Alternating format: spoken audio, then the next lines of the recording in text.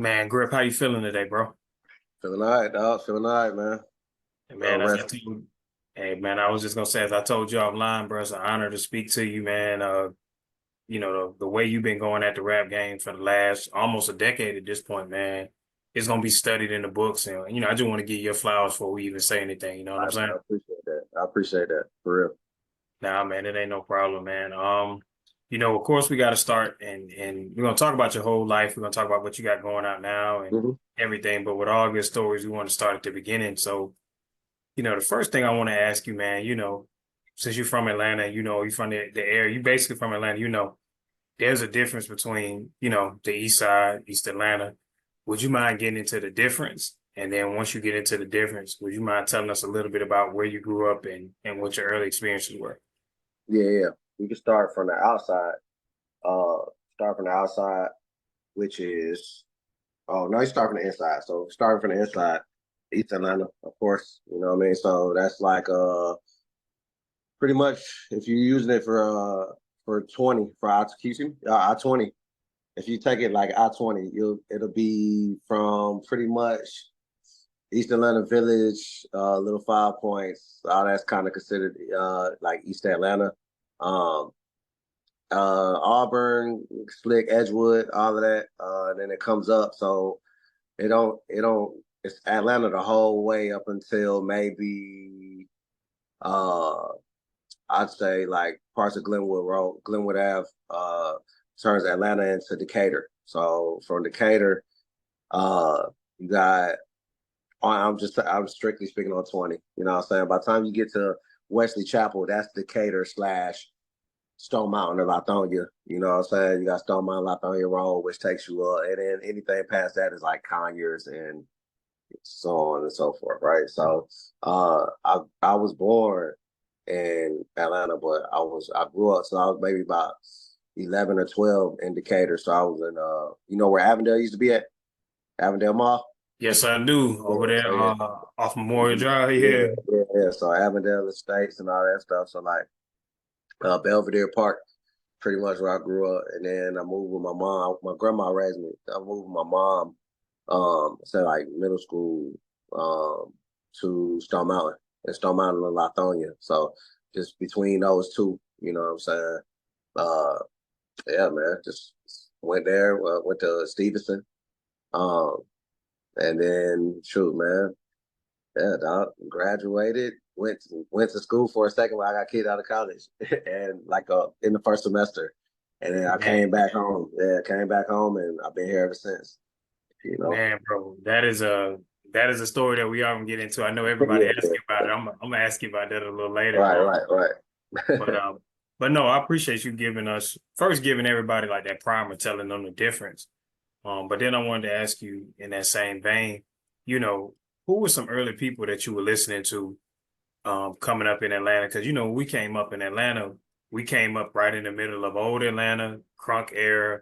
We came right in the middle of that. So Right. who were some people you were listening to when you were a kid? Yeah. When I was young, I remember Kilo Ali was fire. But really Outkast, you know what I mean? Outkast, Andre 3000, my favorite of all time. Um, So yeah, Three Stacks, Luda, Tip, all of them. If we just speaking on Atlanta, you know what I mean? Pastor Troy, uh, shit. Who else we got? Most folks. Yeah, the Crunk era was fire. You know what I'm saying? Like Young Bloods. Yeah, man. It's like like like that era of shit when it was just like like you said, crossing over into that. It ended up becoming more commercially successful, you know what I mean? But the underground shit was still those guys just at a different time, you know what I mean, prior to Atlanta becoming like this mecca that it had become. So yeah, man, I grew up on those guys, you know what I'm saying? Like in Atlanta for sure. No, that's a good mix. And I know everybody asked you about Nas because you said I gave you power was important, but before I even ask you about Nas, I gotta ask you, as an Outkast fan, to you personally, what's the best Outkast album or your favorite Outkast album? Aquemini, Ooh, yeah, Aquemini my favorite. And then uh The Love Below is I don't even count them as But yeah, the Love Below, I feel like it's still ahead of its time. Like somebody can listen to Love Below and not know what year it came out if they just had no clue with anything and just somebody just played it for them. I think that it's yeah, bro. Like ultimately, Three Stacks magnum opus. So yeah, man, one of my favorite albums, and it should be studied. It's crazy because next year it'll be 20 years since it came out. It don't even feel like it though, right? Right, right. It's crazy, bro. It's Okay, crazy. okay. So you saying equipment? I respect it. I was gonna say Stankonia. I know people look at me like I'm crazy, but that's Nah, I like Stankonia. Stankonia was just the crossover appeal, and it was a little all over the place for me, but I still love it. You know what I'm saying? Like, but I do Equimini, ATL, and Stankonia, and then the first one, Southern Playalistic. If I was, ranking them, I respect that. yeah, I respect that, and I got to give Southern Playalistic his props because that's what started it all. yeah, man, yeah. But out of those four, like Southern Playalistic is last for sure. But yeah, I still love Stankonia too. I'm gonna put a pin in that because you know old Atlanta gonna hate when you say Southern Playalistic, the last of the great ones, but Yeah, all right, man. You it is know, what it is. it is what it is. Yeah, man. My next question, Grip, is when we talk about Nas, I was having this argument with an older head, probably got me by about 10 years. And I told him, I said, I know y'all love Illmatic, but if you ask anybody in my generation which one they would rather listen to out of Illmatic or It Was Written, they're gonna say It Was Written. I'm gonna ask your perspective. What do you think is the better sounding one of the two? Damn. Well, I'd say just based off of time and how things grow. Um, yeah, I probably say It Was Written as well because It Was Written to me was the first one where I was of age to like hear it and feel the effect of it. You know what I mean? Like my granddaddy from New York, my mom's from New York, so um, I remember that summer just being up there and just hearing "If I Rule the World" the whole fucking summer. You know what I mean? It was just like, bruh, and that's really what made me, fall in love with Nas. And of course, I went back and Illmatic. Like of course, it's five classic, 10 songs. Uh, that kind of set modern rap up for what it is today. I'd say, but yeah, nah, I'd probably say It Was Written. If I was just had to listen to one, I'd probably say It Was Written as well. Hey man, they gonna respect your opinion because you Grip. So I'm gonna just show them this clip. Like, hey man, I ain't say it. Grip said it, and I agree with him. Right, right, right. Grip, I know you've talked a lot about how Outkast, Nas, and even T.I. have how they've influenced you. You know, around the time the trap music came out, that's around the time I remember you saying that you kind of like got out and jumped off the porch. Mhm. My question to ask you, because I know you talked about how great I'm Serious is, what was it about uh what was it about trap music in particular that just changed the way you viewed making music and made you want to rap? Um, I think that it was coming from right down the street.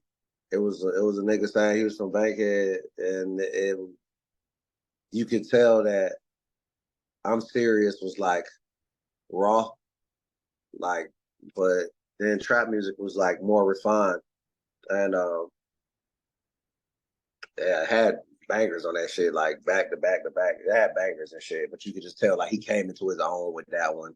Uh, at the time he didn't know, but the label wasn't fucking with it after I'm Serious, and then he bounced back and came back with that. And I just think that for it to be somebody that was from your city, like it kind of just influenced you, just like more heavily than anything else outside of it. Because it was like, oh shit, man, Southern dialect and all this other shit. Like you got it, you understood it, and I think that was one of the things. It was like, oh shit, man, I can do this.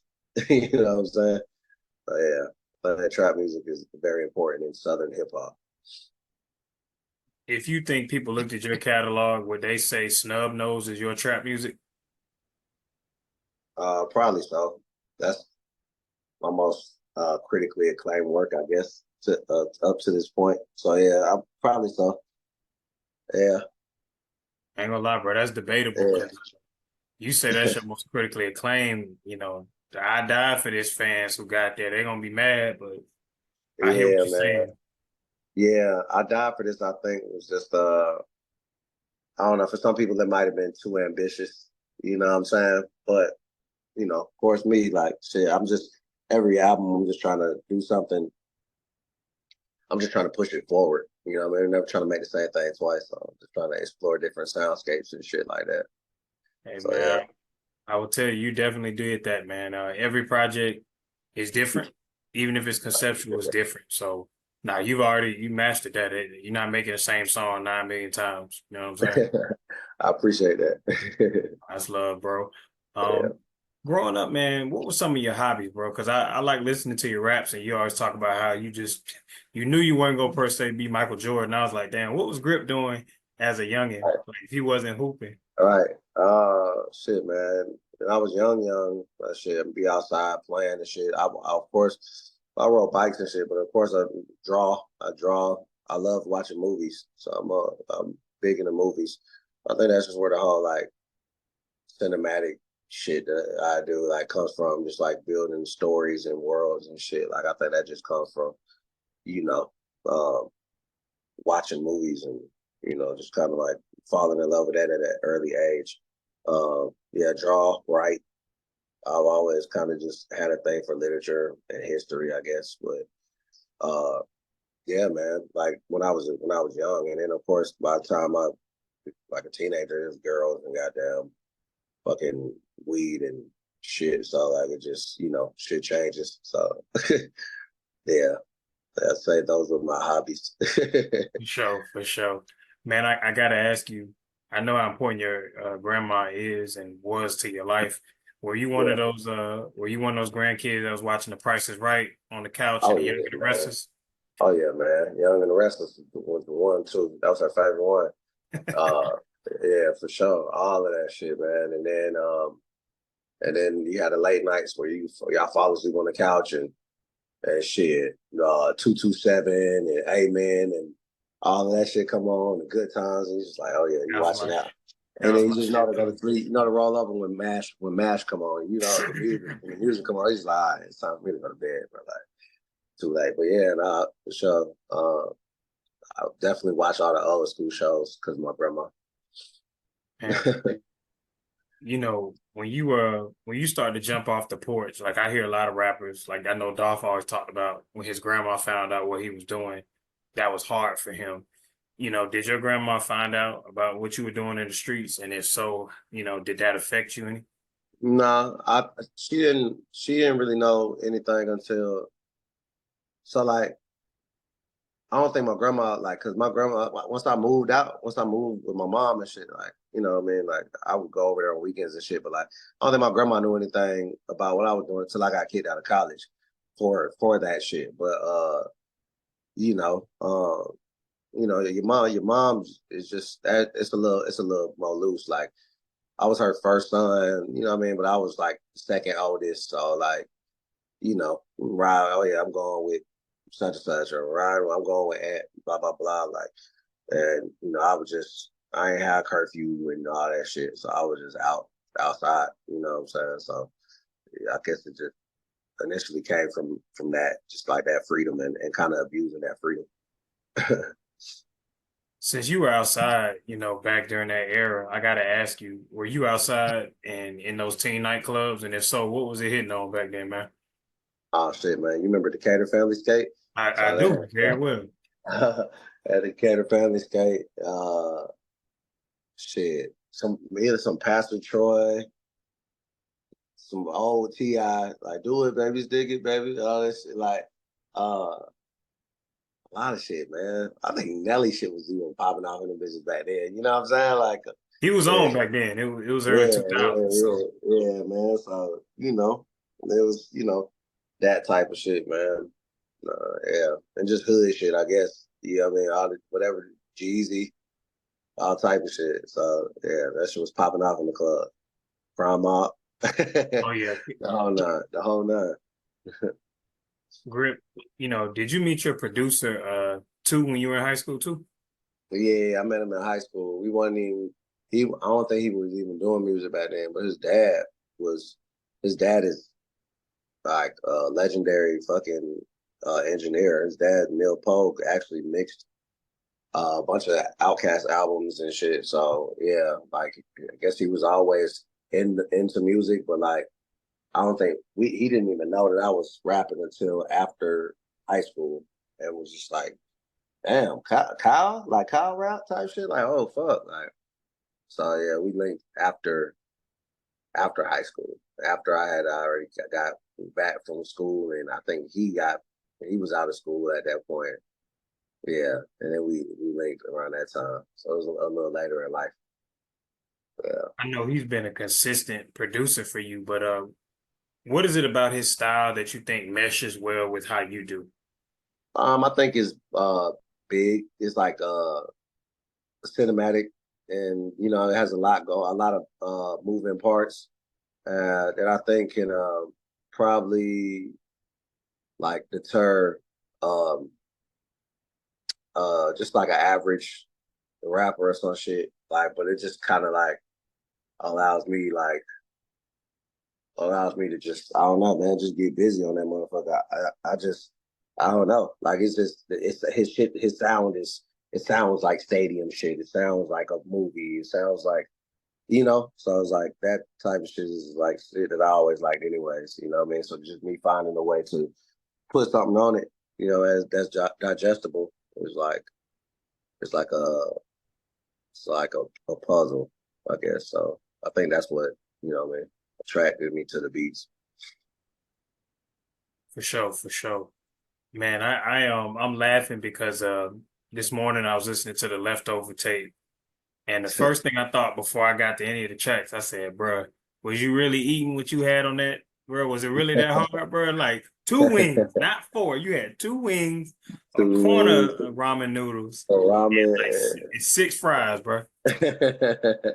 Yeah, I think I just grabbed some shit. It was like a quick ass idea. Just grab some shit out the fridge and went ahead and made that cover. And it was just like bootleg hell, what I mean, just last second shit. But yeah, just what I don't know what made me do that, but yeah, yeah. We just got down. I So think that shit pretty straight though, man. Turned out pretty decent. it did, man. It really like I was listening in the car. I was like, it's a lot of autobiographical moments. You really told a lot of your story in that. People may not even realize it. Like I Yeah. was listening to Fool's Gold, and I was like, you talked about your mom, your grandma, you talked about the whole college experience. And I was gonna ask you, like for example, when you made the song Fool's Gold, emotionally, where were you at? Because this is 2015. This is after everything in college. Like emotionally, where were you at? Um, I think that at that point I was just trying to figure shit out. So I probably say I was everywhere emotionally. Uh, like I wanted to explore music, but just didn't really know how to. And I'm recording in the closet, and I don't know. Yeah, I probably was just more so, just more ambitious to anything. You know what I'm saying? And just trying to figure it out, trying to figure out how to get this out to people, how to get people to hear this. You know what I mean? The whole nine. Uh, So yeah, I think yeah, if anything, emotionally all over the place. But yeah, definitely just like ultra fucking like super dedicated at that point in time. Probably more so than now. Before I get into your lyrics and quote some of the stuff you were saying, I think you've explained it, but how did you come upon the rap name Grip in the first place? Oh yeah. So back in the day, I used to when I lived with my grandma, young, we, me and my cousin used to walk to the store and we would get stuff for her or whatever. There used to be they actually shut the alleyway down, but it's like this long ass alleyway behind that Kroger that could go to our neighborhood. But yeah, we run into this guy. Sometimes I give him spare change or a piece of candy and shit like that. He was a homeless guy. You know what I'm saying? And yeah, he just called me Big Money Grip. Like, yeah, Big Money Grip, what's up, man? Like, yeah, Grip. I just when you know what I mean, when we was in high school and coming up with, people were coming up with names and shit and do rapping clicks. I mean, I'm Grip, you know what I'm saying? So that's how that shit came about. Appreciate it. Yeah, no, I read that. I just wanted to make sure that's what I read correctly. Yeah, yeah. So I'm gonna spit this line to you. I want you to tell me what you were thinking when you wrote it, just because I Okay. thought it was so crazy. Mama said you gotta choose something. That's why I'm up at 2 something, but I gotta be at work at 6, trying to find a verse that fits. It's feeling like it's worth the risk. I'm feeling like it's worth the risk. Started getting penny for my thoughts, and it'll all make perfect sense. Damn. Yeah, man. Uh, yeah, bro. Exactly what I said. Exactly what I said, bro. Like shit. I yeah, being being up late as hell, boy, going into work late as hell, like halfway there at work, maybe writing your verses at work, and just kind of like, man, this shit gotta work. You know what I'm saying? Like, Hell because yeah. this ain't it. This ain't it. What I'm doing ain't it. So like something gotta shake. So yeah, dog, that's my list that song forever. Well, yeah. Where'd you find it at? Oh man, on YouTube, there's a channel where they've taken some of your stuff like that. It's like in archives. It's like a grip archives page, and they got the Damn, leftover VP. Yeah, it's up there. damn. It may not have the craziest amount of views, but before I interview, I'm going to listen. That's hard. That's hard. Nah, you was spitting, man, and in that Nomad's Land where you were spitting on the running beat, I was like, I love that Oh beat. yeah. So Yeah, you were yeah. floating on that thing, bro. Hell yeah, man. All right, man. Now you bringing back memories. Yeah, All man. I'm like, man, don't be a fan. I got to be a journalist. But dog, you was spitting on that though. right, man. I appreciate that shit, man. Nah, it's Yeah, love, man. those was good old times, man. Yeah, man. And I was gonna ask you, I'm assuming around that time, is this around the time you had your first child, 2015? Actually 2012. Okay. Yeah, 2012. So yeah, man. Desperation. You know what I'm saying? Like it's kick in that you're a dad and you're just like, oh shit, man, I gotta figure this shit out, especially when music at that time wasn't really, putting no food on the table and shit and you know, scary times, man. But you just go full fledged into it and know that you're gonna make a way, I guess, and it happens somehow, some way. It did. Yeah. And before we get into Porch, because I know everybody wants me to ask about that, before we get into that, Ghetto Cinderella, the second Yeah. verse, you rapped the Jazzy Bell. You rapped it basically, Dre's verse on Jazzy Bell. And I was just gonna ask you, what is it about Outkast? I know people like to say 3K singularly, but what is it about Outkast that, has left such an impression on you? Like, what is it about them that inspires you?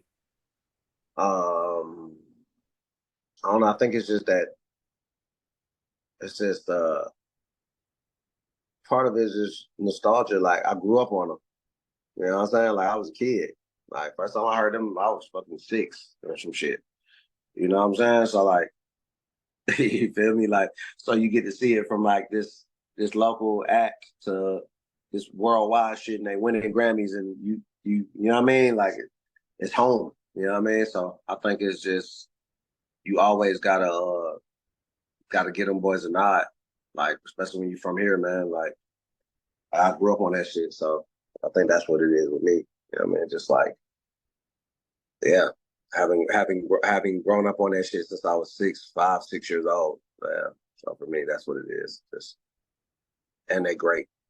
So yeah.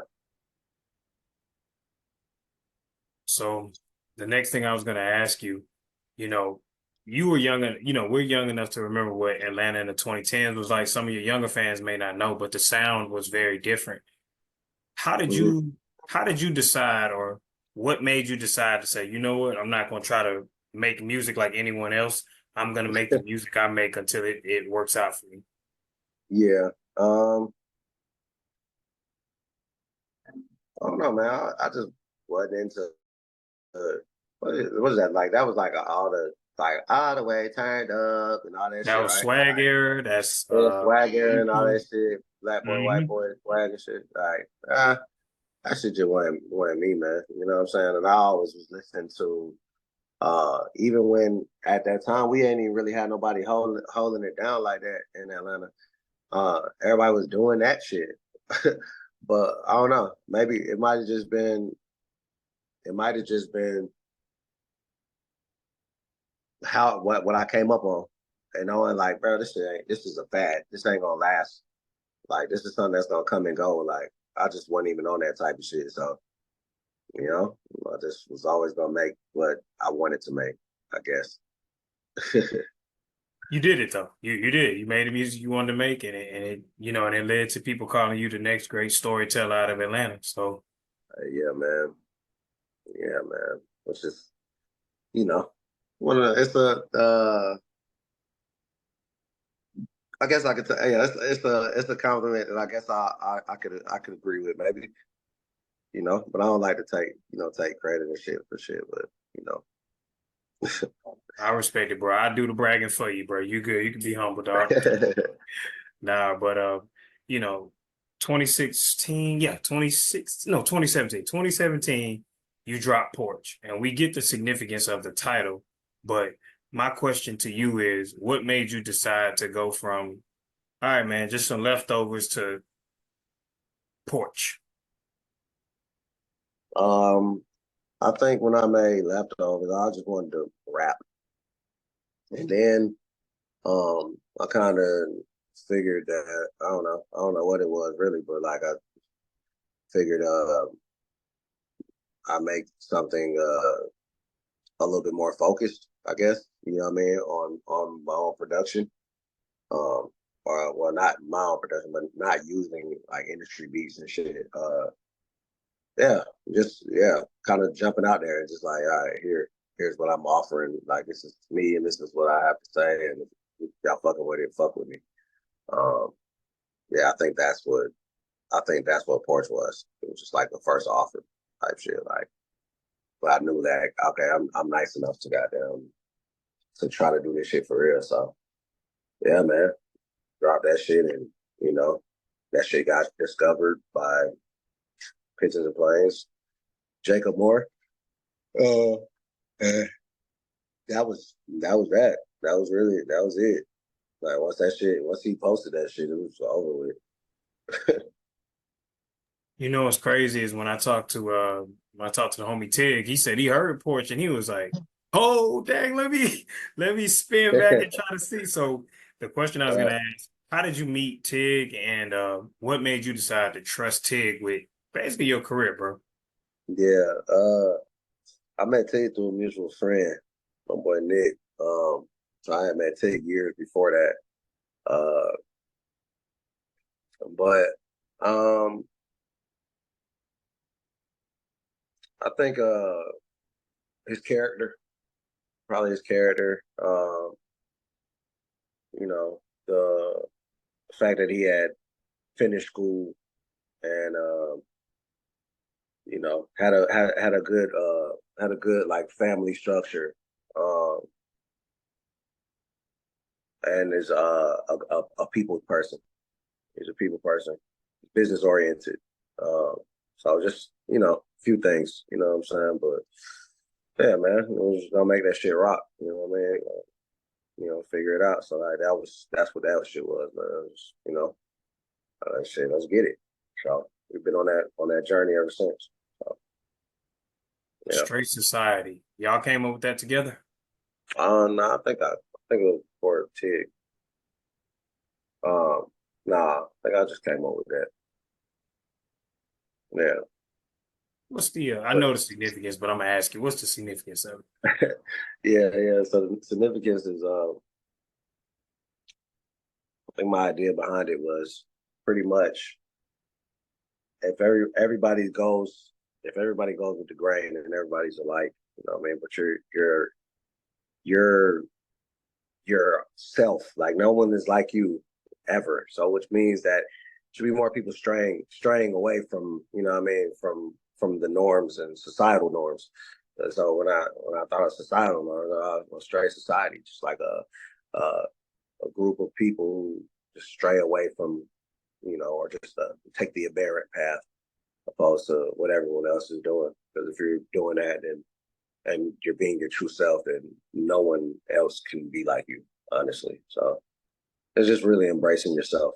You know what I'm saying? Your true self.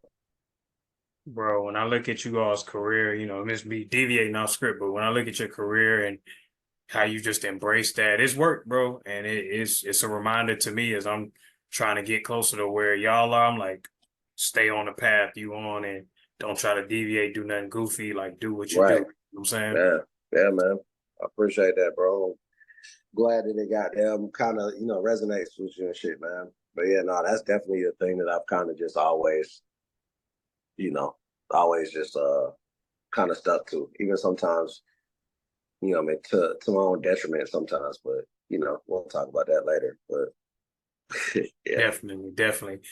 This is the question I want to know. Everybody's like, man, you got pigeons and planes, and Snub Nose was critically acclaimed. But the question I want to know is, how do you stay motivated getting all of this acclaim, like from Porch, that period between Porch and Snub Nose? How did you stay motivated knowing it was so highly received, but you weren't rich as hell yet?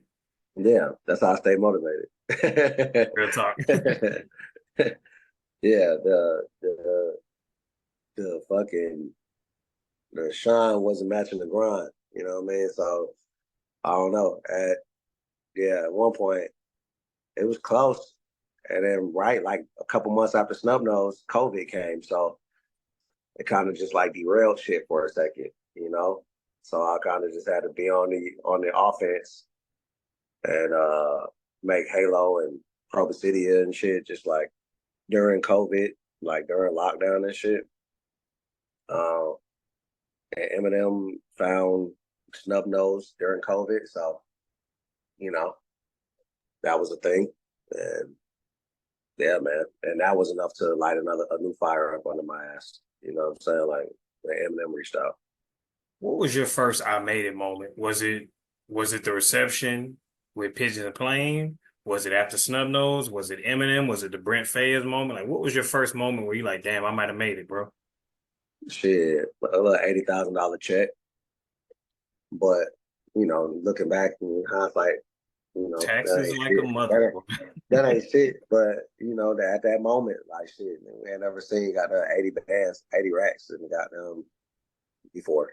So like it's like shit. you know, it was. I had a cool moment when uh when they had first published the article on Pictures and Planes. I was on the train and I was in and out of. I was losing cell service and shit, and I just remember getting off the train and my phone just had so many fucking notifications that I like it. Just I was like, bro, it wouldn't even. It wasn't even showing type shit. Like it was so many notifications. Like I've never had that many notifications on my phone. Like that was a crazy moment. But yeah, Jacob, man, shout out Jacob, man. He told me, he's like, yeah, man. So once I press this button, man, everything changes. You know what I'm saying? So it was cool, man. It was cool. You know. When it comes to Snub Nose, everybody talks a lot about it. I'm gonna let you know now, Prest is gonna be top three favorite songs that you've ever done. I recently just lost my dad. I lost mom and dad, but when Sorry to I hear hear that. that song, that helps me a lot with just thinking about them. Like when you rap about your mom and her dealing with Yeah, depression, like that first verse, bro, you was rapping the hell out of that, dog. I'm talking yeah, about man. my I stomach appreciate that, man. growling, plus my little sister, my mama got to eat too. Go tell Yeah, somebody you love, you're pursuing your dreams, and watch how they treat you. I yeah, need healing yeah. and a blessing. Mama dealing with depression.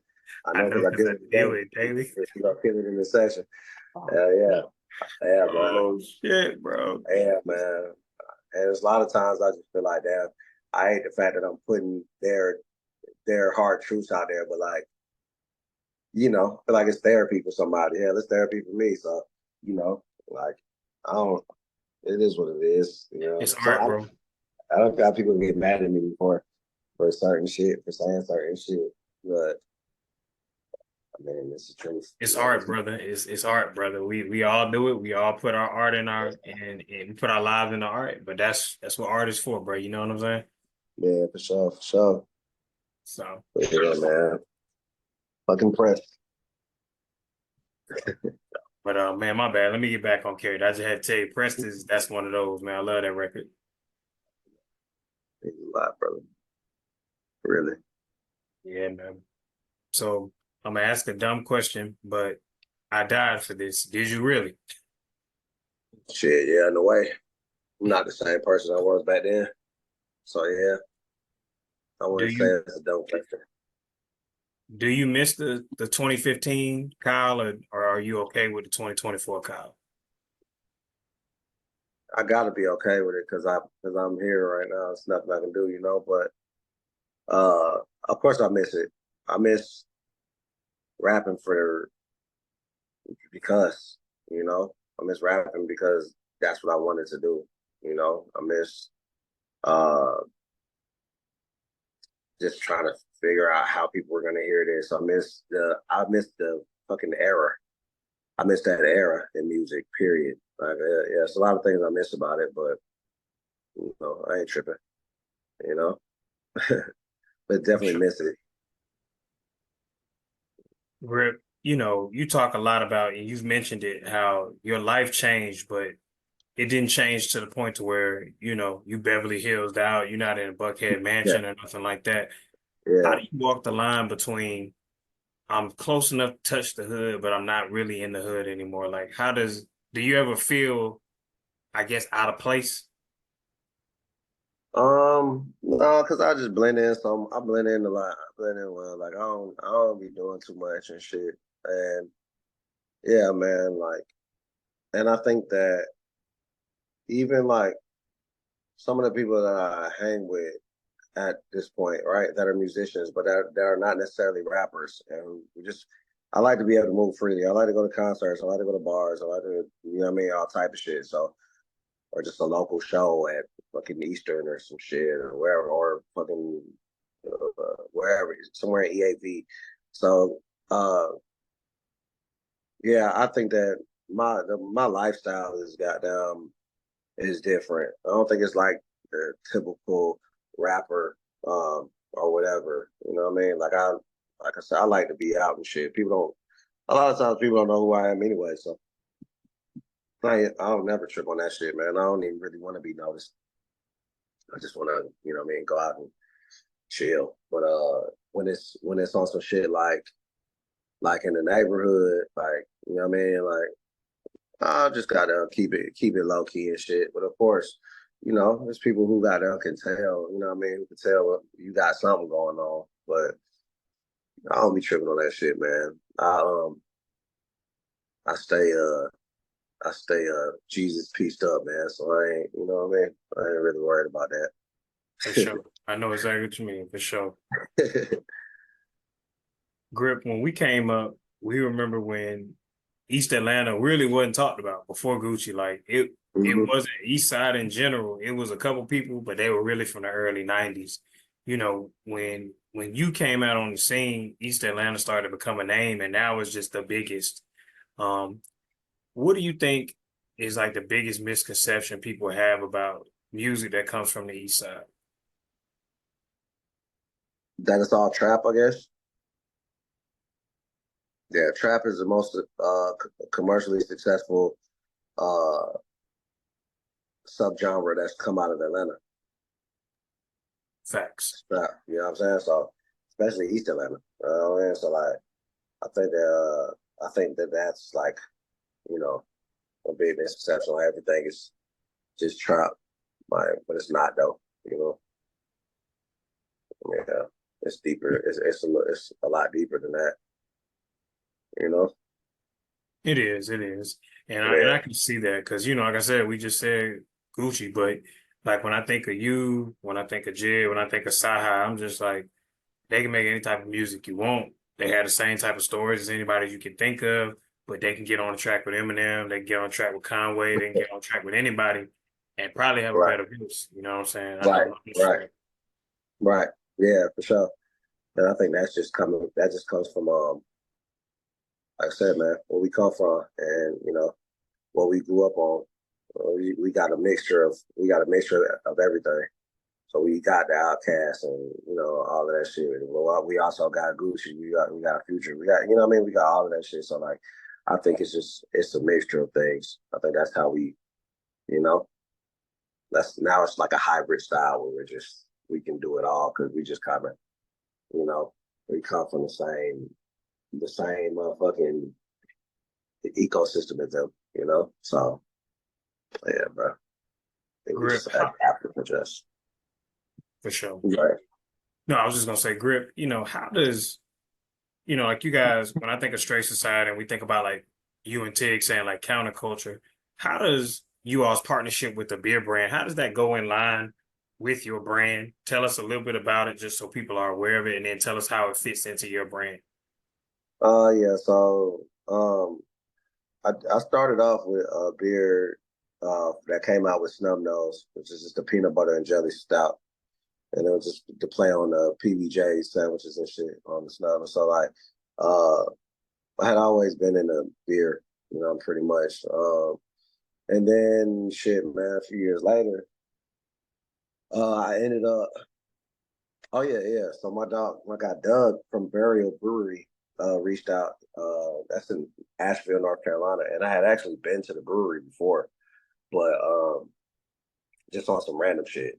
And he reached out and said that his sons really like my music, and he saw that I was in the beer, and was like, "Shit, man, you want to do a collab?" And I was like, "Hell yeah, bro!" Like, so we built that shit from there. I try to drop one with every album. Try to drop a beer with every album, um, and eventually, I want to really get that shit into. Um, I want a brewery at the end of the day, of course. You know what I'm saying? I want my own brewery, but uh, eventually, I just need to maybe make it a little bit more.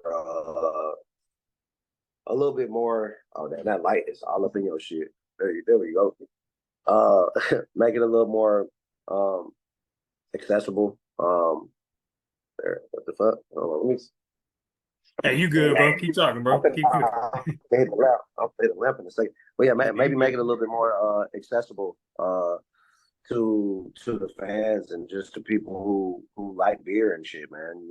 Like because it's a huge thing, bro. Like it's a huge industry, um, and it's not just lucrative. It's not for all just monetary. I actually enjoy beer.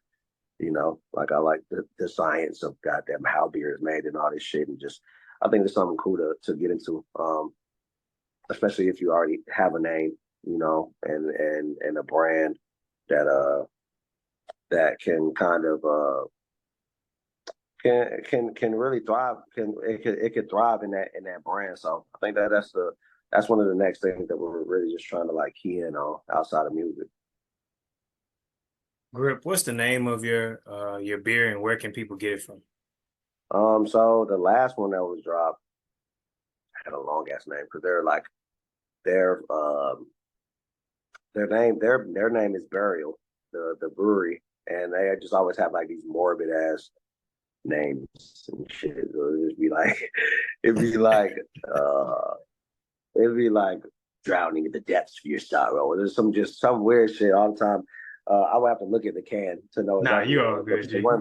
one before that one was Drowning in Habits, which was a line from a song at IDFT. You know what I'm saying? So, but yeah, this last one, I couldn't even tell you what the name. It was all trans. No, not Transmigration. It was some other shit. But yeah. Normally they're just limited run. So when they come out, motherfuckers gotta snag them bitches like in the first couple of days, or they're gone type shit. So they're gone now. But I'm definitely gonna have another one soon when I drop some new shit. For sure. I'm gonna ask you about the new shit, but I gotta get the stereotypical question in.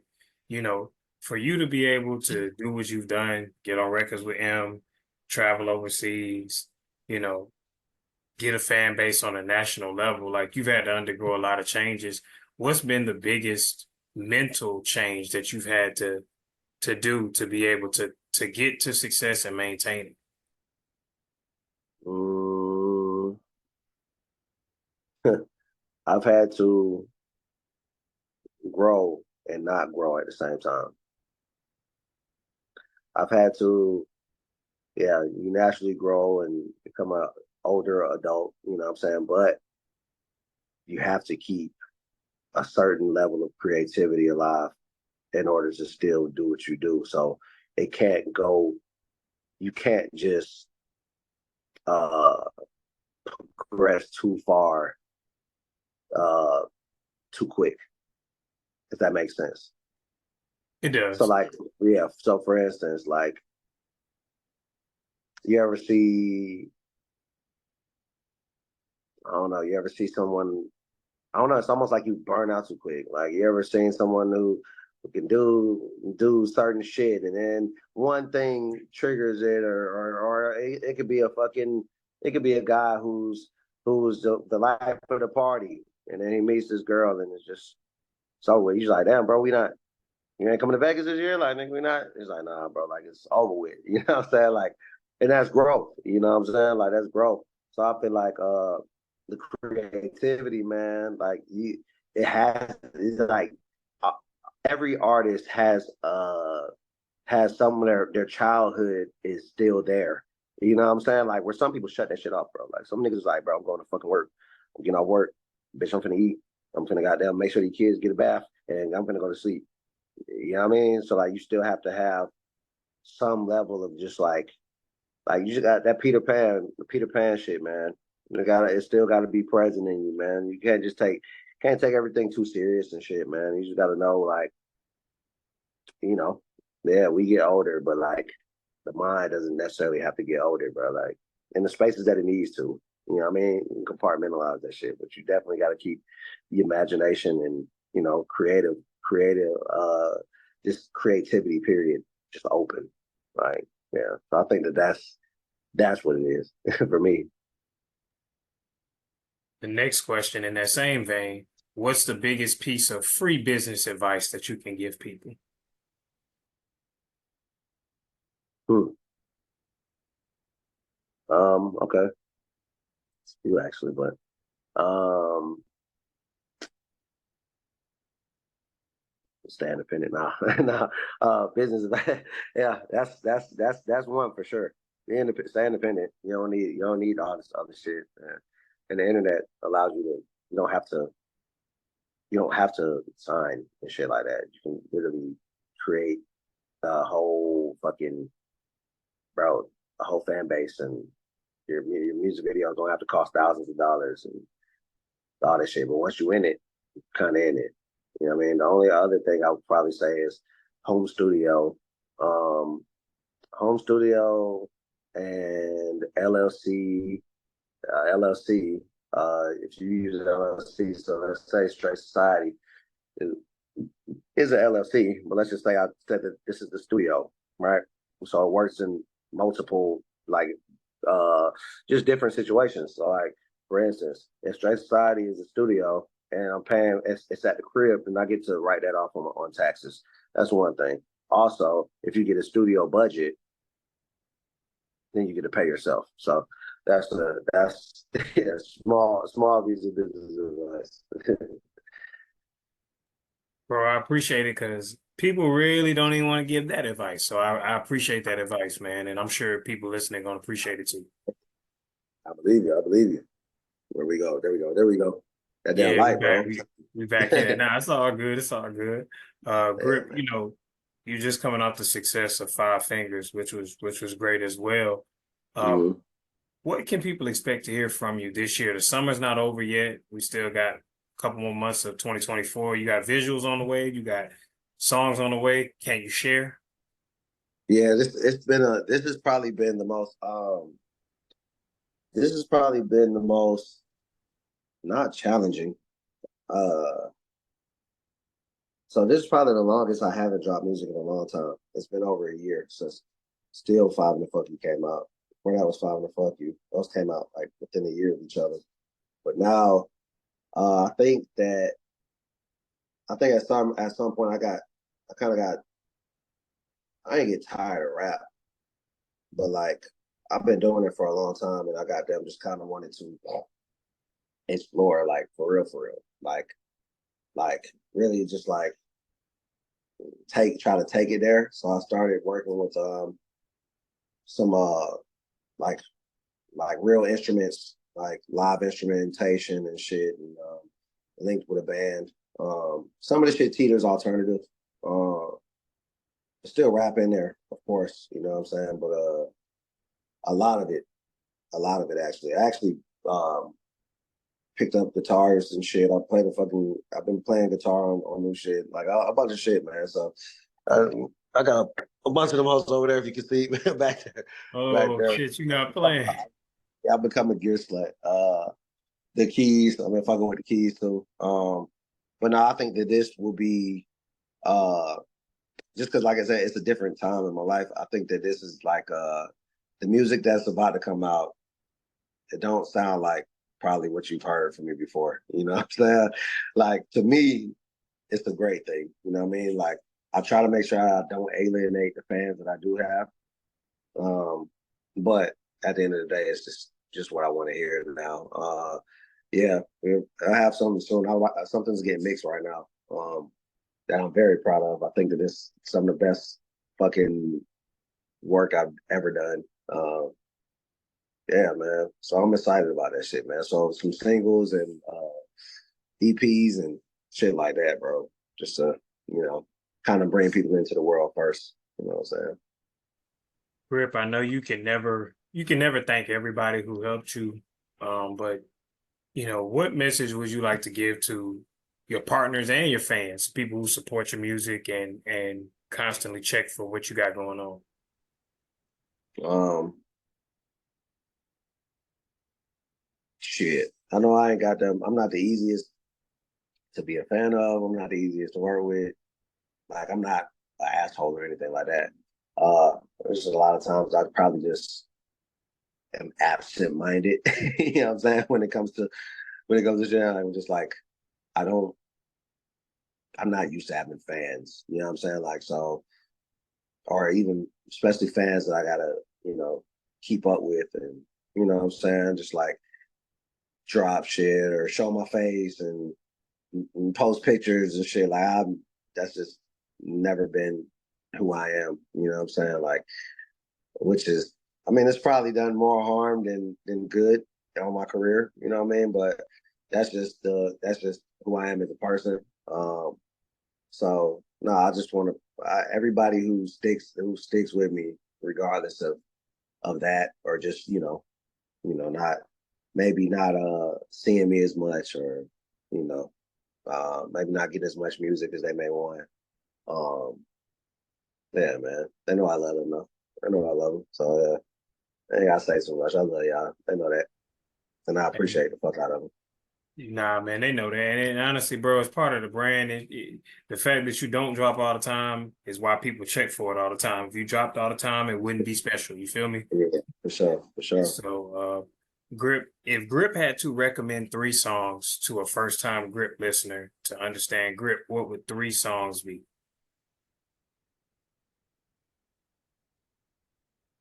Angels.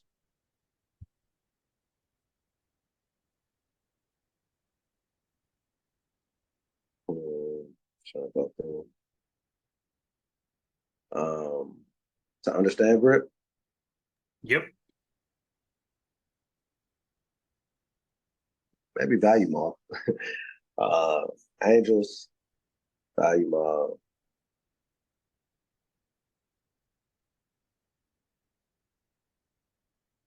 Damn, I do like press. I was sitting here like, if you don't say Prest, I ain't gonna say Yeah, nothing, but yeah, I do like press. Yeah, I mean, it's tough, but I'll just go with those. I'll go with those three. Yeah, the stories and shit. So yeah, maybe I will go with those three.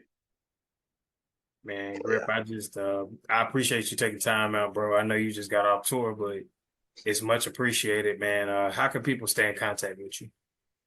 and then grip on IG, grip underscore SS on Twitter. And then shit, I think the Facebook is connected to the Instagram, so that shit is the thing. And then of course YouTube grip. I have a Discord actually, um, that I'm actually on pretty often. Oh, damn. Yeah, but I don't know the name of it. I guess you got to do links for Discord and shit, right? Yeah, For like sure, grip, I don't definitely. know, grip Discord. I don't know, but yeah, man. Other than that,